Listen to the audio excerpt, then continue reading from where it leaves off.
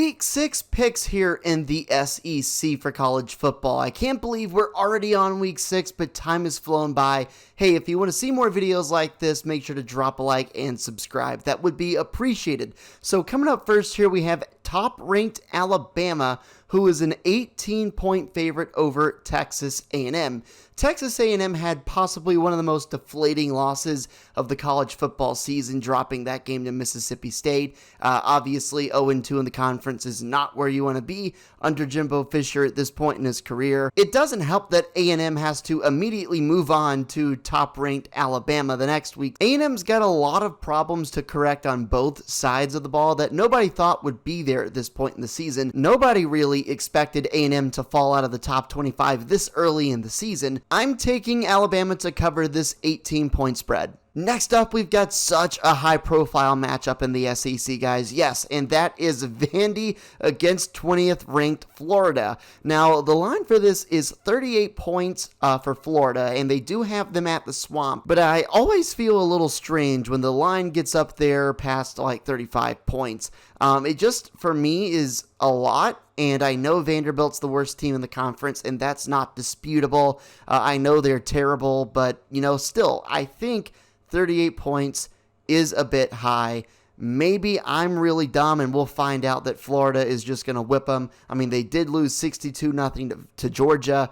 But again, Georgia is just a whole different animal at this point. It's Alabama, Georgia, than everyone else in the conference. Call me crazy, but give me Vandy plus 38 points against Florida. Really interesting one coming up next. You've got LSU traveling to take on 16th ranked Kentucky at Kroger Field in Lexington. Kentucky is a 3-point favorite, and I think that's very, very fair. Kentucky has proven to you at this point that they are they deserve to be recognized among the SEC's best teams after taking down Florida. Everyone talks about Alabama and Georgia, but Kentucky has silently gotten up to 5-0, and they'll have a chance to really prove themselves here soon. Of course, after LSU, you've got to go to Athens between the hedges and play against Georgia. So that'll be a true litmus test to see if Kentucky deserves to be among the top contenders in the SEC East this season. I do like Kentucky -3 here, though. I think they're going to come out with a purpose. The one thing that does scare me here is this could potentially be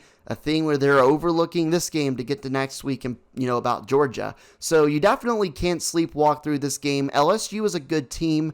Coach O always will have his team ready to play. With all of that said, though, give me Kentucky -3. The good old USC Gamecocks travel to Knoxville, Tennessee to play the Volunteers at noon. So this line is -10.5 for Tennessee, and there's a number of things to consider here. Number one, South Carolina's defense playing out of its mind, forcing turnovers, 10th in the country in turnovers, just doing really, really well and keeping them in it despite their offense being so horrendous, for lack of a better word. They can't put together any sustained drives. They're only averaging like one offensive touchdown a game for the last couple games. It's been kind of miserable. But anyway, I definitely think the defense will keep them in this game, but I don't think the offense will sputter up enough to actually get a win in Knoxville the way they usually struggle to get a win there. So I'm definitely going to say Tennessee wins this game, but I still do like SC's defense, and I think they'll keep them in this game, and it'll be closer than the 10.5-point spread. Give me the Gamecocks plus 10.5. Next, you've got North Texas playing at Missouri in Faro Field. That's a 19-point line in favor of Missouri there. Missouri is giving up 38 points per game, which ranks them 135th in Division I in that category. North Texas has played in some close games, and let me tell you what, if Missouri gets out there and they play the same way they did against Tennessee, they are gonna have problems, and they could very easily lose this game. Missouri, probably the second worst team in the SEC right now. They did have that really close loss to Kentucky at Kroger Field, and of course we know Kentucky's turned out to be pretty formidable, and they could be really, really good this year, and they're undefeated. My gut in this one is telling me to take the Mean Green plus 19, but expect Missouri to win somewhere around 7 to 10 points. Next up, you've got Georgia traveling to take on Auburn. Number 2 Georgia, number 18 Auburn. The line is -14.5 in favor of Georgia. Auburn's a good team. Let me just say that Auburn is a really good team. They've been much improved.